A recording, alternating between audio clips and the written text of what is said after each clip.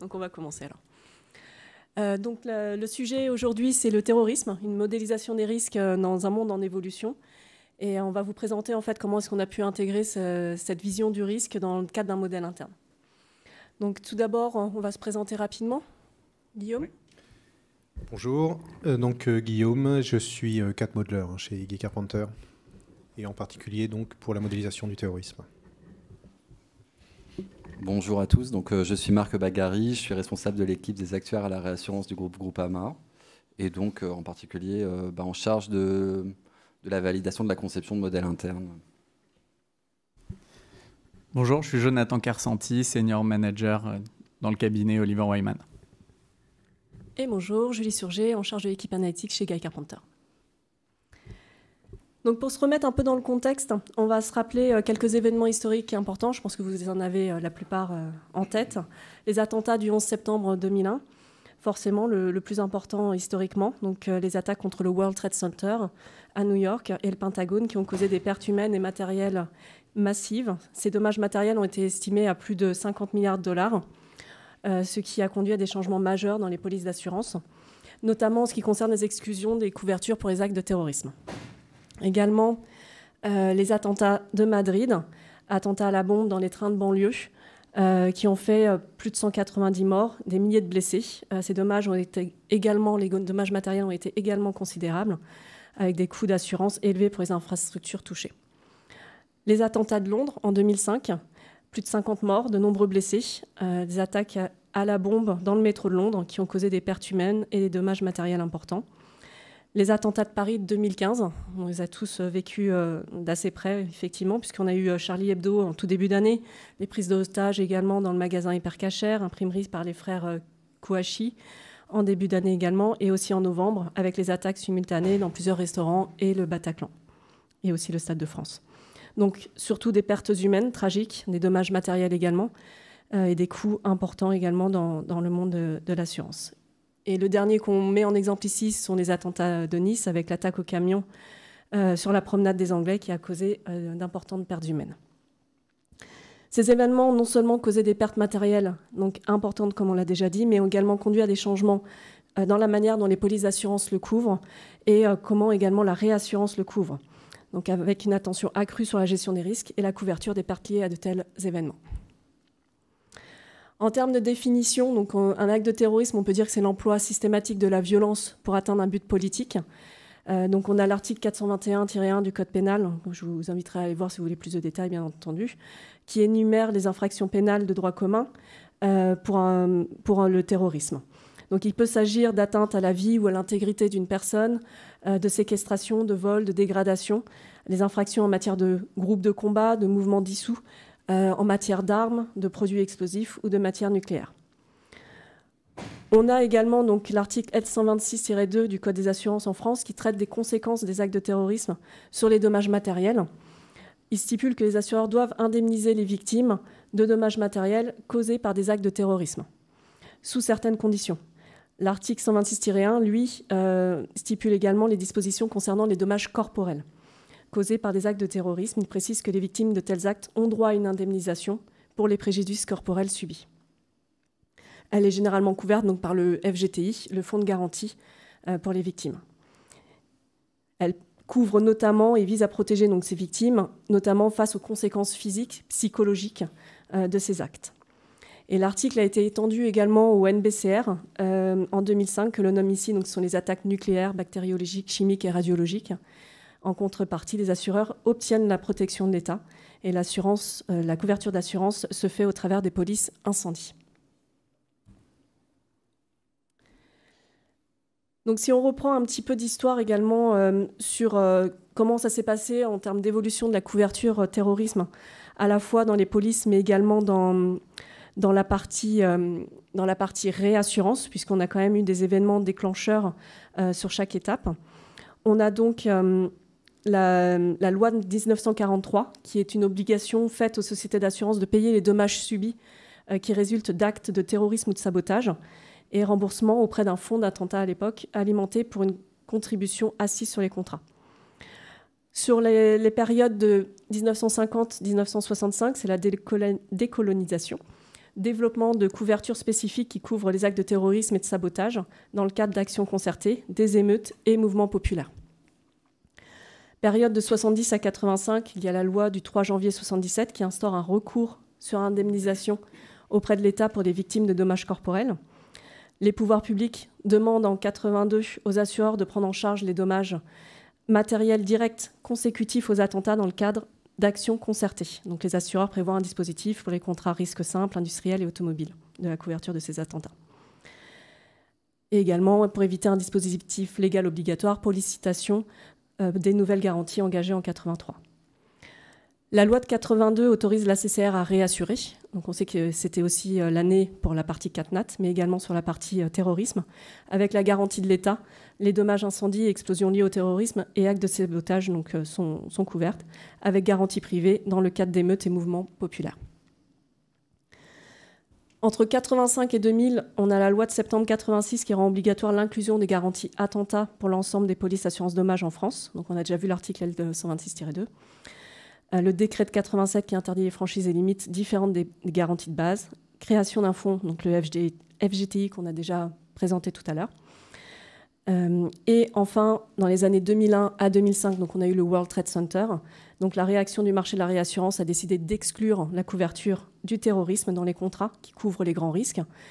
Est donc apparu plusieurs pools, dont le GAREAT pour la France, afin de trouver une solution de réassurance pour le marché.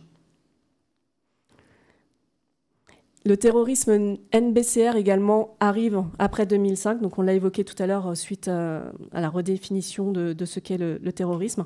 Et donc il arrive à partir de 2005 où l'article 126-2 a été renforcé en ce sens. Donc le 11 septembre, on a un montant de perte qui est équivalent au top 10 des catastrophes naturelles. Il faut savoir qu'on a, en général, ce qu'on regarde, nous, dans le monde de la réassurance, ça va être les catastrophes naturelles, qui sont les plus importantes en France. Donc parmi les 10 premières catastrophes naturelles que l'on a pu lister dans le monde, une attaque terroriste s'est vue la plus importante, donc le World Trade Center, qui représentait plus de 50 milliards de dollars. Donc ici, vous pouvez voir effectivement la liste de toutes ces attaques. Et donc le montant que ça représente. On avait donc... Oui, on peut passer. Donc la réponse des marchés sur le terrorisme. On avait à l'époque, avant le World Trade Center, 4 pools préexistants. Et donc on avait 1941 en Israël, 1954 le consortium en Espagne, Sasria en Afrique du Sud en 1979 et Poolray au UK en 1993. Retrait de la capacité suite au 11 septembre, et ensuite création des différents pools, dont le GAREAT pour la France. On en a 13 aujourd'hui au niveau international, TRIP aux US, en Belgique également, ARPC en Australie, GAREAT en France, Extremus en Allemagne, etc. Donc on peut s'interroger sur comment est-ce que cela se présente dans le contexte actuel. Donc on a bien que tous ces événements terroristes soient plus fréquents ces dernières années, donc ils restent d'ampleur mineure en termes d'impact, sauf le World Trade Center comme on l'a vu. Et aujourd'hui, le GAREAT n'a pas payé beaucoup de sinistres en conséquence. Mais on rappelle que la mise en place des protections sous forme excédent de pertes annuelles qu'on pourra voir par la suite. Donc le terrorisme est un phénomène grandissant, en tout cas qui est fortement lié à l'évolution de la société. Il est lié au contexte aussi socio-économique, donc les transformations telles que la pauvreté, le chômage, l'inégalité qui peuvent créer un terreau fertile pour le radicalisme. Également sur l'identité et l'appartenance, les changements dans les normes culturelles et les valeurs peuvent également jouer un rôle. Les individus en quête d'identité ou de sens peuvent se tourner vers des idéologies extrêmes. Également, en troisième point, la réaction aux transformations politiques. Les bouleversements politiques, on entend parler autour de nous constamment, comme les révolutions ou les guerres, peuvent engendrer des sentiments de frustration et de colère qui poussent certains à recourir à la violence. Par exemple, des mouvements de contestation peuvent avoir dégénéré en violence. Les réseaux sociaux et radicalisation, transformation technologique, et la montée des réseaux sociaux ont également modifié la manière dont les idées radicales se propagent. Ces plateformes peuvent faciliter la diffusion de la propagande terroriste et la création de communautés en ligne qui renforcent les idéologies extrêmes.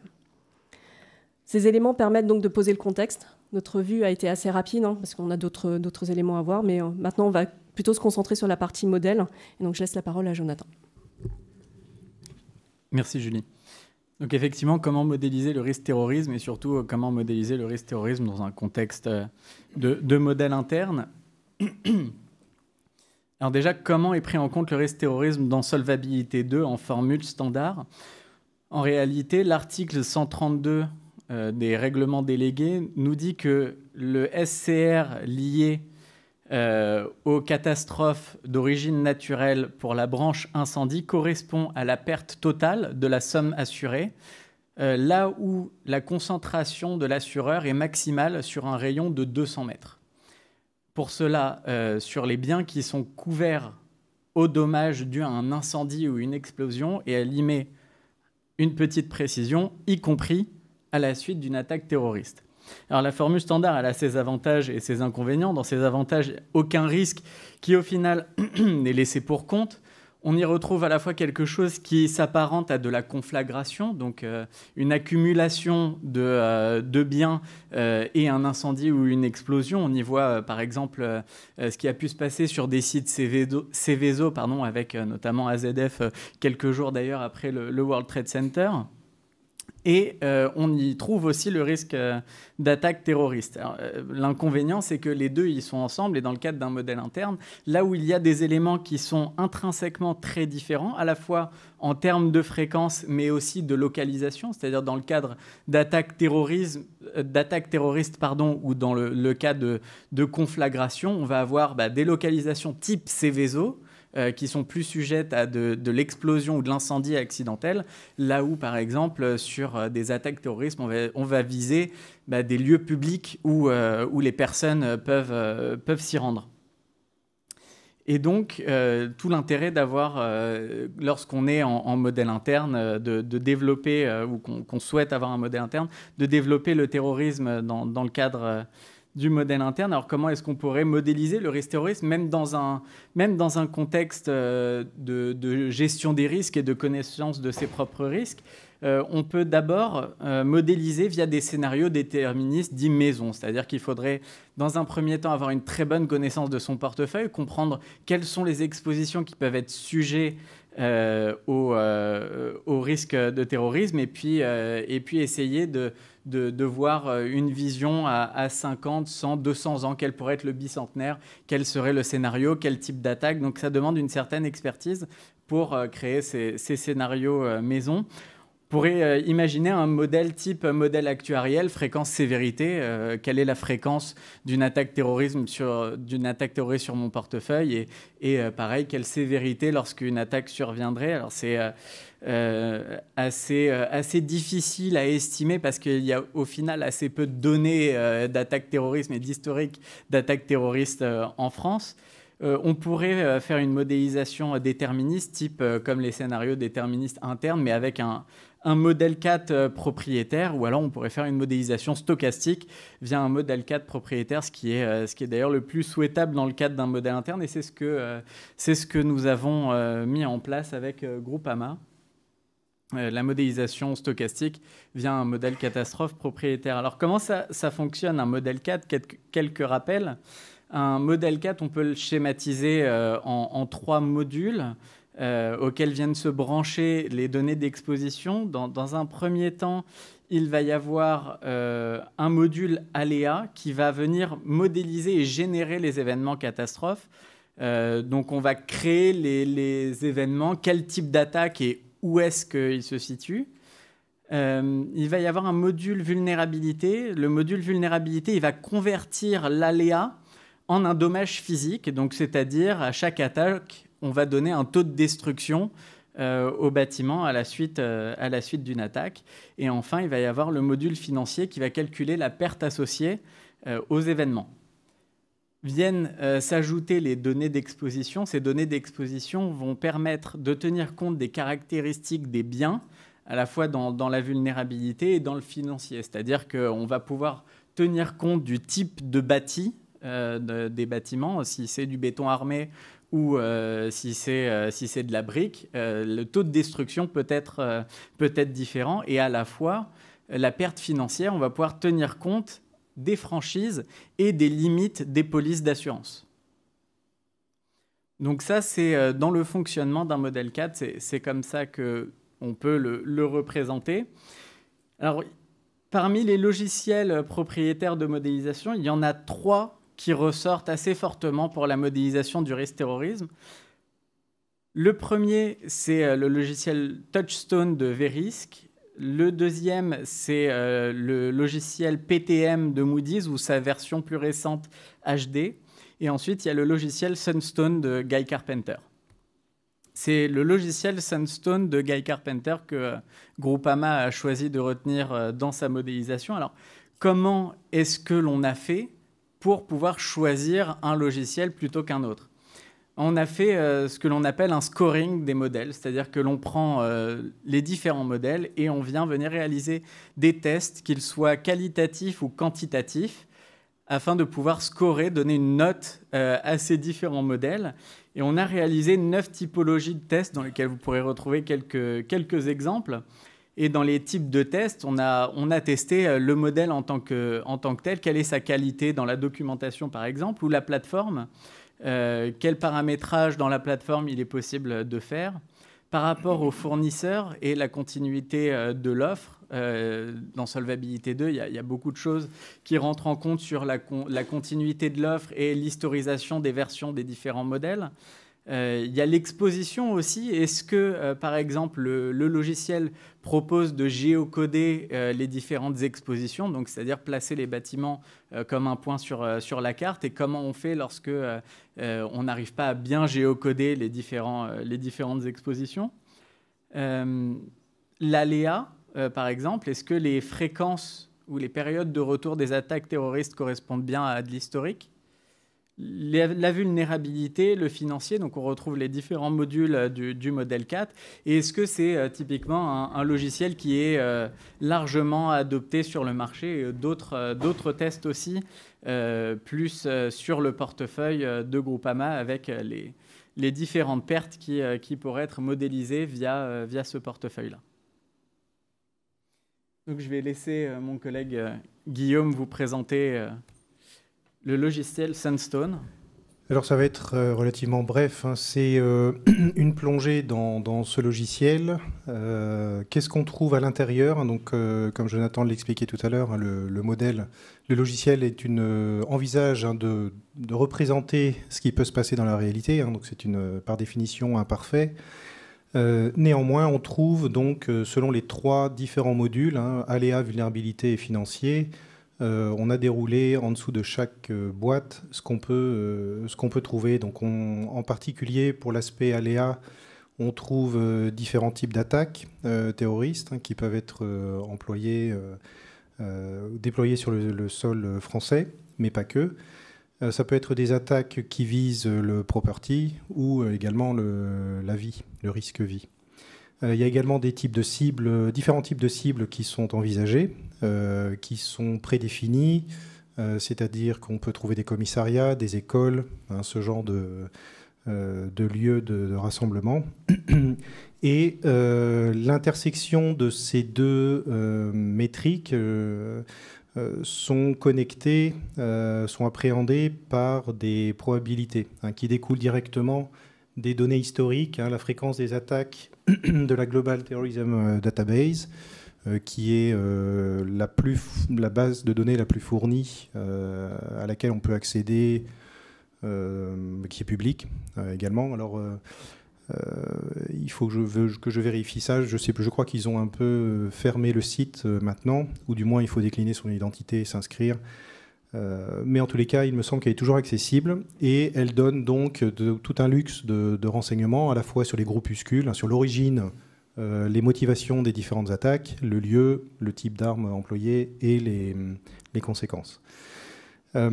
Et puis, on trouve à la fin donc les cibles elles-mêmes, donc où est-ce qu'elles sont réparties. Il y avait le type de cible qui retenait la nature, hein, des cibles sur lesquelles allait se produire une attaque terroriste. Et puis ensuite, il y a les cibles elles-mêmes, où est-ce qu'elles sont situées, localisées sur le sol français, et que ce soit outre-mer également. Le module de vulnérabilité permet de représenter les conséquences de cette attaque. Donc en fonction de chaque type d'attaque envisagée et du bien qui est concerné, ainsi que de la couverture, s'il s'agit uniquement des bâtiments, du contenu, de la perte d'exploitation, du nombre de vies, de travailleurs par exemple, au sein d'une société, il peut y avoir le niveau d'agression va être converti en taux de dommages. Et enfin, le module financier, lui, rassemble tous ces calculs et permet de déterminer pour chaque événement unique, avec un numéro bien identifié, c'est l'apport essentiel des modèles 4, c'est qu'on a un événement bien particulier auquel on peut associer une simulation des pertes. Le modèle envisage également le mécanisme des polices d'assurance traditionnelles, disons les franchises, la limite. Et les dommages sont donc directement dépendants des sommes assurées sous-jacentes. Un exemple qu'on va balayer. Donc l'intérêt du modèle Sunstone, c'est qu'il y avait une très grande quantité de types d'attaques qui étaient envisagées. Donc on peut par exemple lire les attaques nucléaires tout en haut à gauche, et puis les attaques ciblées mineures, les attaques cyber. Et puis entre les deux, il y a tout un prisme d'attaques envisagées. Le deuxième intérêt, c'était que l'intégralité du territoire était balayée par des cibles potentielles. Et donc, en fonction du portefeuille qu'on analyse, ça peut être vital de bien représenter ou d'exprimer le risque dans toute la géographie du territoire. Le deuxième module, c'est donc le module de vulnérabilité, donc qui résume en fait, c'est les courbes qui résument ce qui se passe. En fonction du lieu de l'attaque et des biens concernés, il y a des taux de dommages qui sont appliqués. Donc l'endommagement dépend directement de la nature du risque, est-ce que c'est un bâtiment contenu ou de la vie, et également de la distance au lieu de l'explosion dans le cas présent. Donc ces courbes sont validées par des simulations en 3D qui sont nettement plus précises, bien sûr, que la simulation 2D. Et également, les aspects CBNR proviennent des publications de la FEMA qui modélisent un panache et les retombées de matériel radioactif ou agressif dans l'environnement. Un petit point de précision, je pense que sur les courbes de vulnérabilité et les taux de dommages, comme il est difficile d'avoir du backtesting, il se trouve que c'est faisable. Il y a des événements terroristes pour lesquels il y a des dommages constatés, mais c'est difficile de le reproduire. Une des manières qui a été faite, c'est d'utiliser la dynamique des fluides numériques qui permet de simuler justement ces destructions en vision 3D. Ce qui permet le backtesting justement numériquement de ces taux de ces courbes de vulnérabilité et des taux de dommages qui sont associés.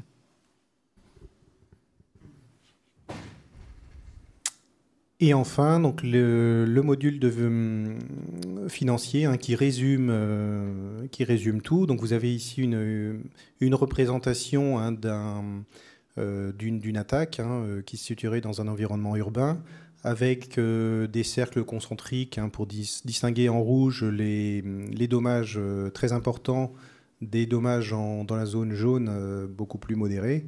Et lorsqu'on superpose le portefeuille envisagé, les points bleus sur le cas présent à gauche, l'ensemble de ces points sont, dans la réalité, peuvent être impactés, mais dans le modèle sont tous impactés, avec un endommagement qui est ce qu'il est, qui dépend directement des courbes vertes qu'on a montrées l'instant d'avant.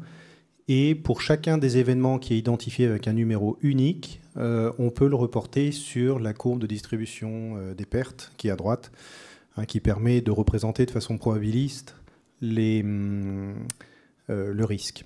Donc en aval, ça permet... Alors il y a deux choses. Il y a le fait de numéroter les événements, ce qui permet, lorsqu'on analyse deux portefeuilles différents avec le même modèle, éventuellement du property et de la vie, par exemple. On peut corréler explicitement hein, le risque. Et puis le deuxième avantage, c'est qu'on peut ensuite intégrer cette distribution dans un modèle interne, par exemple, ou pour faire la tarification classique, comme le CAT traditionnel. Alors maintenant qu'on s'est dit ça, quels sont les résultats? Oui, alors merci Guillaume, merci Jonathan, merci Julie. Donc notre expérience chez Groupama, déjà le point essentiel qu'on souhaite faire passer avec ce slide, c'est que le terrorisme, ça peut toucher à peu près n'importe où, avec des types d'attaques très différents et avec des cibles très différents. Donc on est habitué à travailler pour le SCR4 en formule standard sous solvabilité 2 pour identifier le rayon à 200 mètres où on concentre le plus d'accumulation. Donc ça, c'est des travaux qu'on fait depuis une quinzaine d'années. Aujourd'hui, c'est vrai que depuis les dernières années, on a cherché, aussi avec l'aide de Guy Carpenter, à avoir une liste de cibles beaucoup plus diversifiée, beaucoup plus de cibles symboliques où pourraient se passer des attaques, pas forcément dans des endroits où on a des capitaux assurés gigantesques, mais là où il y a un enjeu symbolique. Donc c'est pour ça qu'il y a des cibles autour des gratte-ciel, centres commerciaux, entreprises, institutions financières, bâtiments gouvernementaux, et donc commissariat de police, musée, écoles, lieux de culte, discothèques, hôtels, stations balnéaires. Donc ça, c'est un référencement de ces cibles autour duquel on va regarder ce qu'on a comme exposition chez Groupama. Il y a aussi une variété de types d'attaques, hein. Donc ce qui est nommé la Vehicle Borne Improvised Explosive Device. Donc c'est soit dans des véhicules avec des charges explosives plus ou moins fortes, ou alors ça peut aller de la bombe placée dans un autre dispositif, dans une petite valise ou plus important, ou d'un crash d'avion volontaire, quoi. Les types de charges en fait, qui sont simulées pour la sévérité, ça peut aller de 10 kg de TNT à 10 tonnes. Donc vous avez vu sur la carte qu'il y a une variété de cibles, une variété de types d'attaques, une variété de localisation. Alors chez Groupama, c'était absolument essentiel pour nous qu'on puisse refléter en fait, la variété de nos localisations, la variété de nos sommes assurées, des types de biens qu'on protège, parce qu'ils sont extrêmement variés. On a un réseau très local hein, avec nos caisses régionales, on est présent sur tout le territoire, en urbain et en non-urbain. On a aussi GAN Assurance qui est plus dans des centres urbains. On est le 3e assureur en IARD en France, on a 6 millions de clients. On est le 4e assureur en habitation, le 1er en agricole, le 1er pour les collectivités. Et donc, on est exposé vraiment à une variété de choses, ce qui fait que c'est impossible pour nous de considérer que dans un modèle, il y aurait seulement des attaques sur Paris. Ce n'est pas possible. En fait, pour nous, il y a des attaques n'importe où. Et puis, une fois qu'on a fait ce modèle avec l'aléa, la sévérité, la fréquence, en fait, on est capable de décliner tout ce que peut faire un modèle, hein, et en particulier pour la gestion des risques et la réassurance. Donc, ce modèle, on est en phase de le faire valider par la CPR. Donc, c'est un petit peu difficile d'en parler pour moi, évidemment, alors qu'on est en plein contrôle de la CPR en ce moment sur ce siège. Donc, je ferai court, mais enfin, on est en train de valider le modèle avec eux. On répond aux questions. On a été accompagnés efficacement. Merci. Et puis, évidemment, il y a un intérêt de gestion de capital, mais il y a aussi un intérêt d'optimisation des achats de réassurance, ou au moins d'avoir conscience de ce qu'on achète. Donc c'est pour ça que je tenais à rappeler quand même le fonctionnement de la réassurance terrorisme en France. Simplement, donc, vous avez les petits et moyens risques qui font de moins de 20 millions d'euros qui peuvent être couverts par la CCR et dont la cession n'est pas obligatoire, et puis les risques de plus de 20 millions d'euros qui sont mutualisés par le GAREAT. Et donc...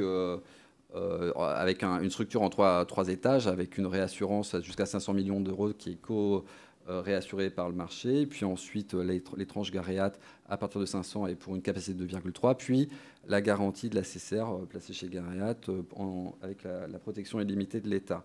Voilà. Alors ce qui est important pour nous, c'est que les risques de moins de 20 millions d'euros, ils ne sont pas obligatoirement cessibles à la couverture sous-jacente pour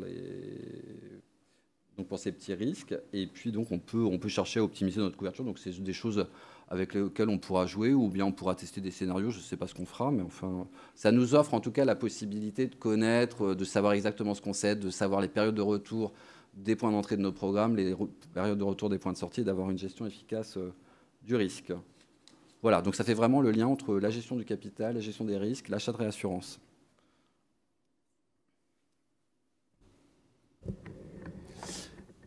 Alors un bref commentaire, hein, c'est moi qui ai choisi ce slide, hein, il est chauve, je suis le seul chauve, donc pas de chance. Ben, voilà, le temps que je dise ça, vous avez eu le temps, j'imagine, hein, de lire, de parcourir les différents bullet points présents sur ce slide. Donc ce qu'il faut retenir, c'est qu'effectivement, c'est un modèle qui est donc par naissance simplifié. Ça ne représentera jamais l'exacte réalité, hein, d'une explosion ou des conséquences d'une irradiation radiologique, par exemple.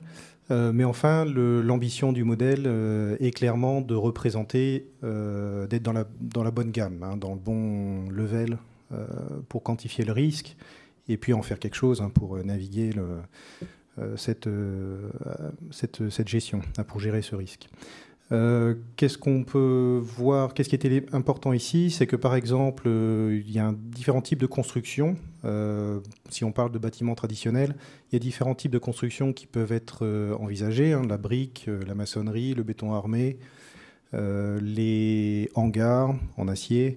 Donc le modèle envisage différentes courbes de risque en fonction de chacun de ces types de constructions, mais cette information, elle n'est pas toujours présente dans le portefeuille. Donc soit le travail consiste à aller chercher et augmenter cette information, donc faire du géocodage, essayer de retrouver dans des bases 3D la nature de construction. Sinon, on fait confiance au modèle et on exploite sa courbe moyenne pour laquelle on fait en sorte que ça représente à peu près les bâtiments européens. Mais c'est une simplification à ce stade. Il y a également le fait que c'est de la simulation en 2D, donc le bâtiment n'est qu'un point, au lieu d'être une masse en 3D, avec une orientation du toit par exemple, ou une explosion qui arrive sur le coin du bâtiment, non pas sur la façade. Voilà, donc tout ça c'est des simplifications que la 3D dont on a parlé tout à l'heure. Jonathan a rajouté un point important là-dessus. La 3D permet de raffiner évidemment ces modélisations.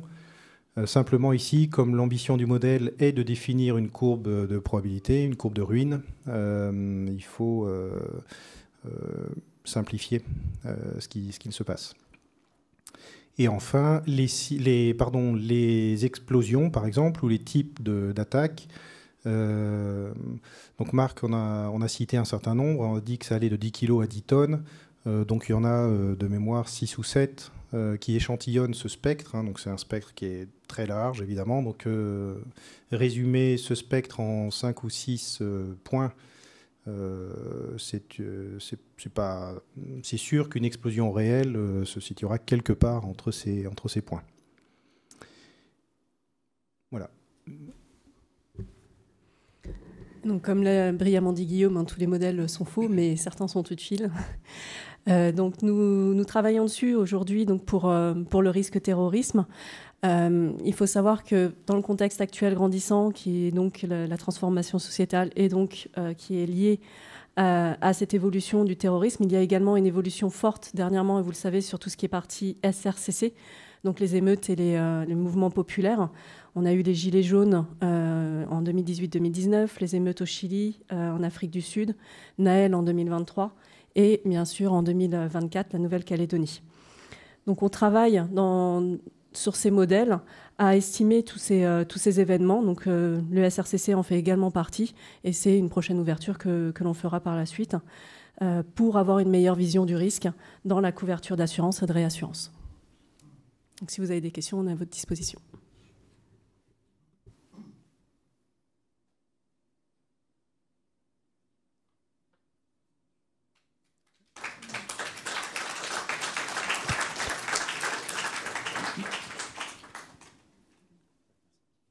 Est-ce que le modèle interne du coup, que vous avez développé, est-ce qu'il prend en compte les événements extrêmement risqués, type JO, où on a entendu pendant 2 ans qu'il allait y avoir des attaques terroristes? Et est-ce qu'il prend aussi en compte une potentielle réponse de l'État après un acte terroriste dans la période de revient, en fait? Alors, oui, donc alors, il y a des questions de fréquence, de probabilité du risque. Donc, le modèle, on a pour ambition d'actualiser le jeu stochastique des événements une fois par an. Ou peut-être un peu moins fréquemment, un peu plus fréquemment, ça dépend du contexte politique. Donc l'idée, c'est effectivement, lorsqu'il y a un changement notable, avec une probabilité accrue du risque, l'idée, c'est d'augmenter les fréquences. Pas partout. Donc, par exemple, les sites des JO auraient été retenus. Donc là, en l'occurrence, on ne l'a pas fait. Mais c'est la liberté qu'on a avec ce modèle. Le fait de l'avoir en interne également, c'est que ça permet éventuellement d'implémenter des vues contradictoires du risque, de faire tourner 2 fois le modèle et puis évaluer l'impact. Mais voilà, on représenterait ça, on ferait ça de cette façon d'un point de vue opérationnel. Et par définition, en fait, dans le cadre d'un modèle interne, tu regardes une perte sur un horizon d'1 an. Et donc, le côté stochastique te permet de tenir compte justement de ces événements qui peuvent être plus extrêmes, parce qu'effectivement, tu as la fréquence, mais elle est simulée, et il y a une certaine variance derrière qui te permet de simuler des fréquences plus élevées, mais à des localisations peut-être plus probables ou d'intensité, des cibles qui pourraient avoir des intensités plus élevées. Donc le côté stochastique permet aussi de simuler ces événements à l'exposition plus extrême. Et pour répondre à ta deuxième question sur tenir compte de la réponse des autorités, effectivement, on ne modélise pas des attaques terroristes consécutives, c'est-à-dire qu'on peut modéliser 2 attaques terroristes, mais dissociées, on ne modélise pas 2 attaques terroristes consécutives parce qu'on considère qu'il y a effectivement on considère une prise en compte justement des autorités vis-à-vis de la première attaque terroriste pour diminuer l'exposition à une seconde attaque terroriste consécutive du même groupuscule qui pourrait faire la première attaque.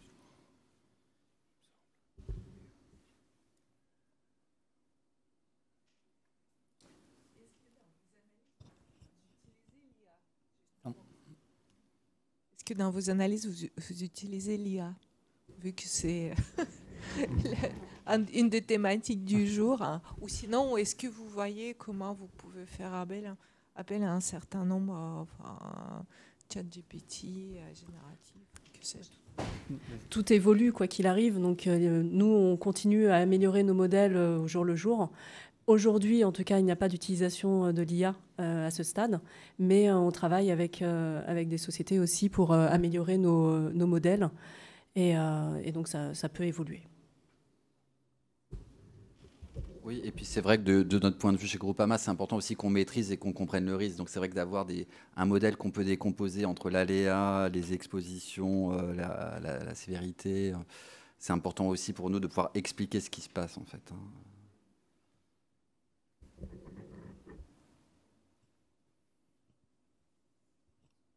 Bonjour et merci pour cette présentation. Ma question, c'est comment la CPR elle valide un modèle interne? Est-ce qu'il y a probabilité qu'il soit rejeté par la suite? Alors, les validations de modèles internes, ce sont des contrôles sur place qui arrivent. Donc, c'est souvent concerté avec la CPR et discuté au niveau des directions générales. Donc, on a souvent une feuille de route en fonction de ce qu'on a l'intention de passer en modèle interne. Ça peut être pour économiser du capital parce qu'on fait des économies par rapport à la formule standard, ou c'est parce que ça peut être une injonction de la CPR pour être plus précis sur ce qu'on gère comme risque. Et donc ça se passe généralement on convient d'enrichir le modèle interne. Il y a un contrôle sur place qui a lieu environ pendant 6 mois avec environ 3 mois d'atelier de présentation où la CPR est présente dans les bureaux en fait, et donc on présente nos travaux et donc ça demande un certain formalisme quand même. Et donc ça demande un certain formalisme et ça demande aussi de pouvoir avoir une utilisation concrète. C'est pour ça aussi qu'on a travaillé avec Oliver Wyman et Guy Carpenter, parce qu'on avait le volet utilisation par la réassurance, impact sur les marchés de la réassurance, et puis on avait aussi le côté documentation, connaissance de la réglementation, de la conformité réglementaire. Donc on fait un dossier, on le dépose, on a un audit. Et puis après, on a un constat de la CPR auquel on répond pas, enfin auquel on répond, et puis après on voit si ça satisfait ou pas les autorités de contrôle, et donc c'est soumis à la validation du collège. Donc il y a toujours une possibilité que ce soit pas accepté. Mais so far so good. Dans le cadre d'un modèle interne, il y a toute une documentation et tout un processus qu'on appelle IMAP, Internal Model Application Package, dans lequel on vient mettre toute la documentation qui est liée au modèle interne et que la CPR investigue rigoureusement. Donc dans cette documentation-là, il va y avoir notamment en partie le scoring des modèles avec le rapport d'évaluation des modèles qui fait partie des rapports qui sont dans l'IMAP. Et il va y avoir d'autres types de rapports, rapport de calibrage de modèles et tous les jugements d'experts qui peuvent être apportés à la fois dans la construction du modèle et dans l'application que peut en faire Groupama dans son modèle interne. Donc tous ces éléments-là sont soumis à la CPR et la CPR investigue ces éléments-là en plus de son contrôle sur place où il peut y avoir des présentations et la CPR vient voir les assureurs avec leurs questions auxquelles ils répondent.